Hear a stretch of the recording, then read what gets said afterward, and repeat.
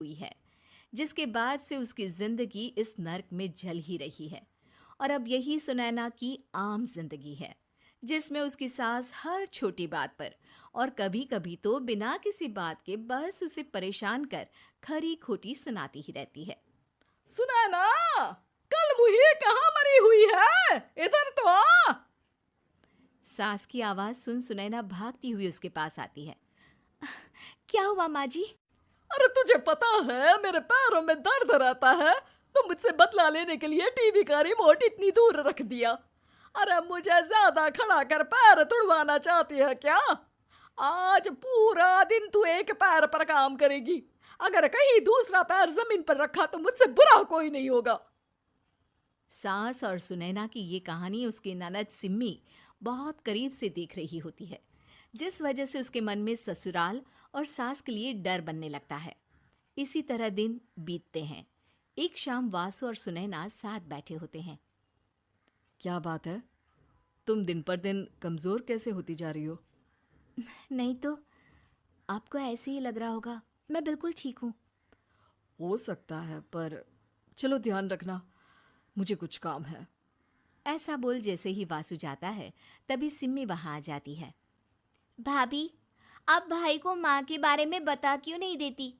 वो आपके साथ बहुत गलत करती है। क्या सारे ससुराल वाले ऐसे ही होते हैं? भाभी, मुझे तो शादी ही नहीं करनी। बहुत डर लगता है मुझे। अरे तुम बेकार ही टेंशन ले रही हो। ऐसा कुछ नहीं है।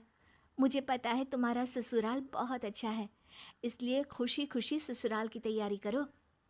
सिम्मी तो वहां से चली जाती है, लेकिन सुनैना उसकी बातों से सोच में पड़ जाती है।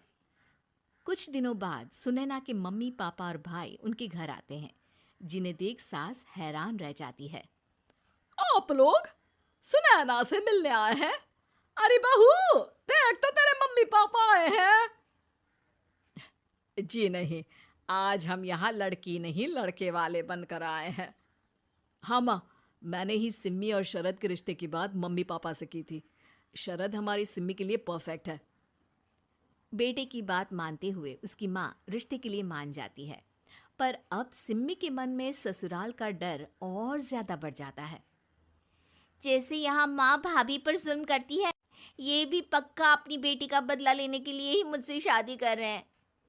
इसी सब के बीच देखते ही देखते सिम्मी शरद की शादी हो जाती है और सास के नाम से डरी सहमी सिम्मी ससुराल पहुंच जाती है। जहां पहुंचते ही वो डरते हुए बोलती है, मम्मी जी, मैं अभी पूरे घर का काम कर दूंगी और जॉब भी छोड़ दूंगी। जैसे आप कहोगी मैं सब कुछ वैसे ही करूंगी। अरे, इतना डर क्यों रही हो? और अभी घर आई हो, कोई काम करने की जरूरत नहीं। नई शादी है, कुछ दिन आराम करो, घूमो फिरो। रही बात घर या जॉब की, तो वो तुम्हारी चॉइस है, कोई तुम्हें नहीं रोकेगा।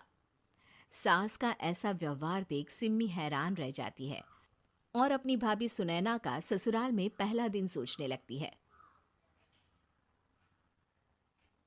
चलो, हो गया कार्यक्रम खत्म। जा वासु, आराम कर। बहू, तू अपने काम पर लग जा। काम से मेरा मतलब है घर का काम, क्योंकि अब से तुम इसके अलावा और कोई जॉब बॉब नहीं करोगी। हाँ। क्या हुआ? कहाँ खो गई? लगता है सपनों में ही घूमने लगी। बताती हूँ तुझे अभी। मेरी बेटी का मजाक बनाएगा? सपने में क्यों, असलियत में घुमा कर ला। जा। ससुराल की ऐसी इमेज सिम्मी ने कभी सपने में भी नहीं सोची थी।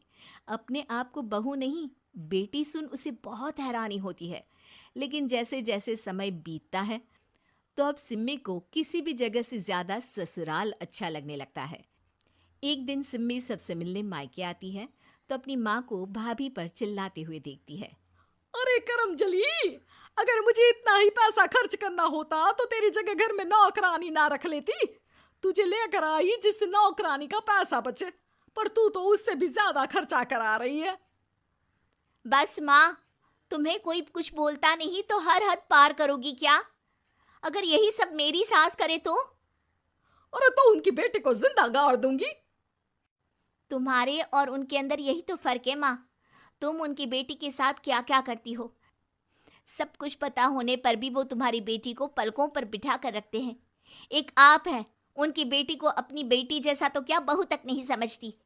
माँ, आपको सुनकर मिर्ची जरूर लगेगी, लेकिन मेरी सास मेरी माँ से अच्छी माँ और सास दोनों हैं। इस पर सिम्मी अपनी माँ को अपने ससुराल और उसके प्यार के बारे में सब कुछ बताती है, जिसे सुन सुनैना की सास को अपनी हर गलती का एहसास होता है। अगर वो चाहते तो आराम से अपनी बेटी का बदला मेरी बेटी से ले सकते थे, पर उन्होंने ऐसा नहीं किया और तुझे हमसे भी ज्यादा प्यार दिया। तुम दोनों ही मुझे माफ कर दो।